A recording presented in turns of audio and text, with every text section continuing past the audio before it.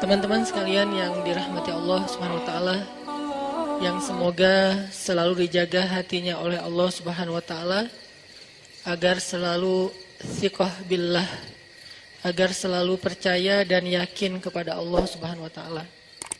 Karena kelemahan kita itu berawal saat kita mulai meragukan Allah. Dalam segala dinamika hidup, kita selalu butuh Allah. Kita butuh Allah ketika Allah kasih kita ujian, bahkan tetap kita butuh Allah ketika Allah kasih kita nikmat. Kalau kita butuh Allah saat diuji, agar kesabaran kita terjaga. Karena orang yang tidak ditemani atau dibersamai oleh Allah Subhanahu wa taala ketika dia sedang diuji, maka dia akan mudah untuk berkeluh kesah, bahkan berputus asa. Kebersamaan Allah kepada dia saat dia diuji itu adalah Allah Subhanahu wa taala menghibur hatinya. Allah Subhanahu wa taala menenangkan hatinya. Allah Subhanahu wa taala menghidupkan hatinya dengan nikmat iman. Ala bidzikrillahi tatmainnul qulub. Innamal mu'minun idza dzukirallah wajilat qulubuhum. Bukankah dengan mengingat Allah hati menjadi tenang? Dan orang yang beriman apabila diingatkan dengan nama Allah, disebut nama Allah, maka hatinya akan bergetar. Ini bentuk Allah membersamai hambanya ketika dia dalam keadaan diuji. Allah menghiburnya dengan kalimat, alam yajidka yatiman fa'awa, wa wajadaka dhallan fahada, wa wajadaka ailan fa'aghna. Allah menghiburnya dengan kalimat, inna a'tainakal kautsar. Allah menghiburnya dengan kalimat, kalla saya'lamun, summa kalla saya'lamun. Allah menghiburnya dengan kalimat, la tahzan, innallaha ma'ana. Ini adalah ketika Allah membersamai seorang hamba saat dia dalam keadaan diuji. Allah membersamai hamba juga ketika dia dalam keadaan diberi nikmat. Karena tanpa itu, maka seseorang akan jatuh justru kepada dosa-dosa karena dia mendapatkan banyak kenikmatan hidup. Kalau Allah Subhanahu wa taala tidak menjaga dia saat dia diberi nikmat, maka nikmat itu justru menjadi jalan bagi dia untuk terjerumus kepada banyak dosa. Justru nikmat itulah yang menjadi penghalang bagi dia untuk mengingat Allah, karena dia sibuk menikmati hidupnya, akhirnya dia terhalang dari mengingat Allah tepat waktu. Sibuk menikmati hidupnya, terhalang dari Allah untuk bangun tengah malam. Karena dia tidurnya larut. Kenapa tidur larut? Karena terlalu banyak yang harus dia nikmati sebelum tidur. Dia bisa makan-makan, dia bisa jalan-jalan, dia bisa ngopi, dia bisa ketemu teman, dia bisa belanja. Bahkan dia nunggu midnight sale untuk bisa menghabiskan nikmat yang Allah kasih kepada dia. Sehingga akhirnya tidurnya terlalu larut, lalu dia tidak bisa bangun untuk menghadap Allah, curhat kepada Allah.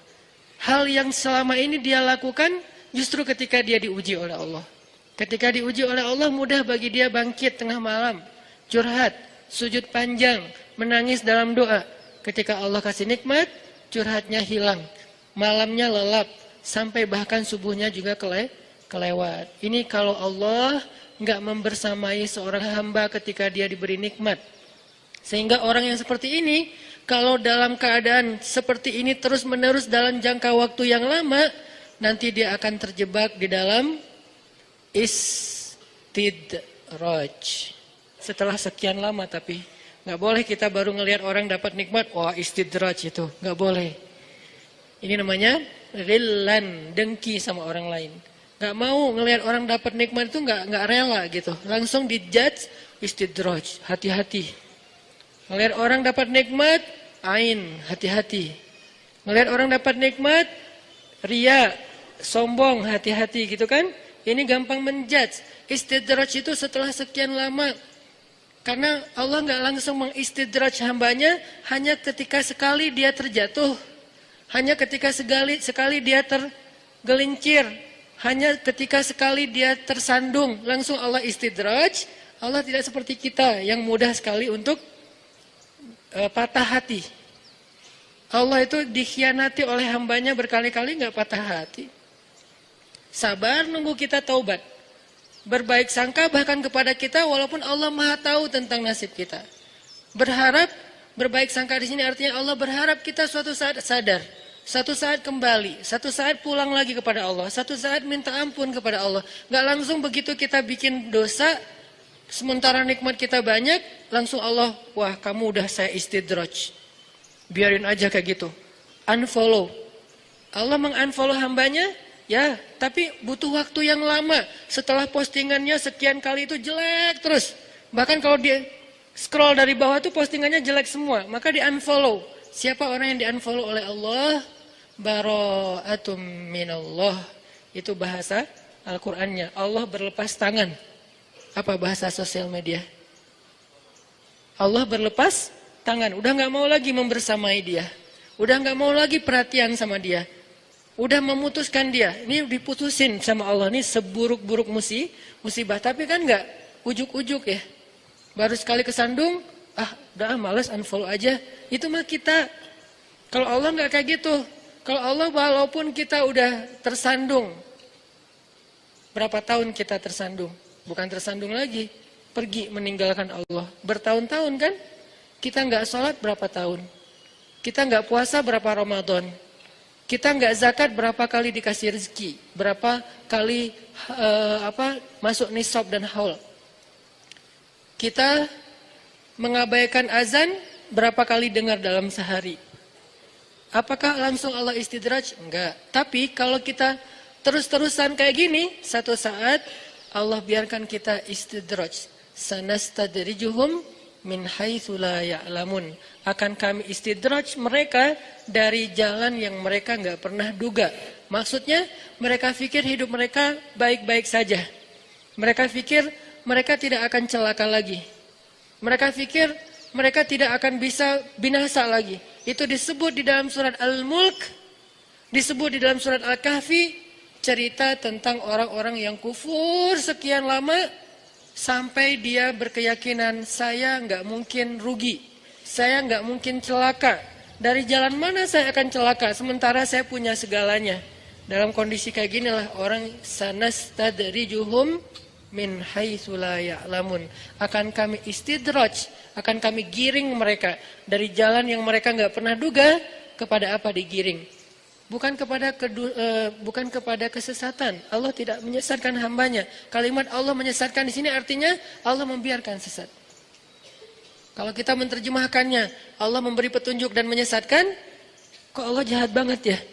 Pilih-pilih hambanya, yang ini dikasih petunjuk, yang ini dibiarkan disesatkan. Enggak, arti Allah menyesatkan, bukan Allah memberi dia kesesatan.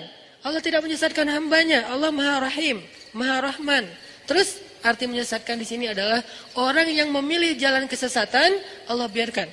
Padahal dia sudah diberi petunjuk lewat banyak para nabi, para penasehat, para ya bolehlah disebut motivator atau apapun gitu kan. Tapi dia nggak mau dapat nasihat. Akhirnya Allah biarkanlah tersesat. Kan udah dikasih kesempatan. Ini artinya sanastadrijuhum min haitsu la ya'lamun. Artinya orang itu akan Allah giring kepada kerugian. Kalau bahasa surat Al-Baqarah, ulaikal ladzina ishtarawud dhalalata bil huda fama rabihat tijaratuhum. Tijarah mereka, dagangnya mereka, hitung-hitungannya mereka, transaksinya mereka itu fama rabihat. Enggak ada rabahnya, tidak ada untungnya.